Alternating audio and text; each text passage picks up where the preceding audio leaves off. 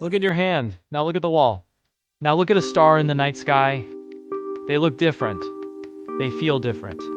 One is flesh, one is plaster, and one is nuclear fire. But if you zoom in deep enough, past the cells, past the molecules, and into the subatomic realm, you will find something unsettling. Every single electron in your hand is identical to every single electron in that star. They have the exact same mass. They have the exact same charge. They have the exact same spin. If you took an electron from an apple and swapped it with an electron from your brain, nothing would change. You would not notice. The universe would not care. Why? Why is nature so repetitive? Why isn't there a variety of electrons, like there is a variety of rocks or trees? In 1940, the physicist John Wheeler called Richard Feynman with a crazy idea. He said, "Feynman, I know why all electrons have the same charge and the same mass. Because they are all the same electron." This is the one-electron universe theory. It suggests that what we perceive as trillions of particles is actually just one single particle, moving back and forth through time and space, knitting the fabric of reality like a needle weaving a tapestry. To understand this, we have to look at antimatter. We know that for every particle of matter, there is a twin of antimatter. An electron has a twin called a positron. They are identical, except the positron has a positive charge. When they touch, they annihilate each other in a burst of energy. But Wheeler proposed a different perspective.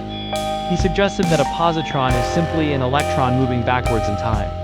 Imagine the timeline of the universe as a long piece of paper. Draw a squiggly line on it that goes from the Big Bang to the end of time. This is the path of the electron. But now, imagine that line is incredibly long and tangled. It moves back on itself billions of times.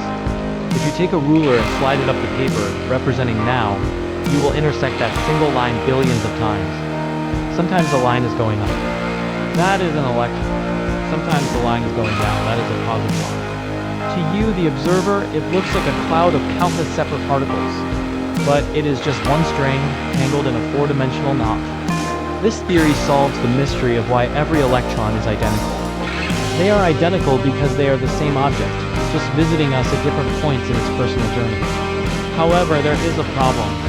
If this were true, there should be an equal number of electrons and positrons in the universe.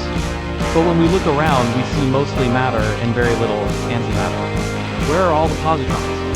Feynman jokingly suggested that maybe the electron hides inside protons or neutrons when it travels back in time, masking itself.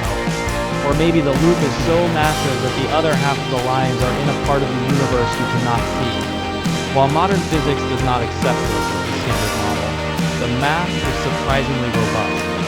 It is a valid way to interpret the equations of quantum field theory, and the philosophical implications are profound. If this theory is true, then separation is an illusion. The atoms that make up your eyes are sharing the same electron as the screen you are looking at. The carbon in your heart is sharing the same particle as the iron in the core of the earth.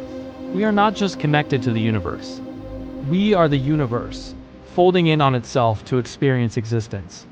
It means that every war you have ever fought, every person you have ever loved, and every stranger you have ever passed on the street was just you, interacting with yourself at a different point in time.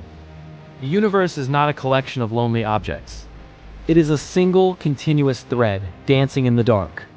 If you want to untangle more mysteries of physics, click subscribe.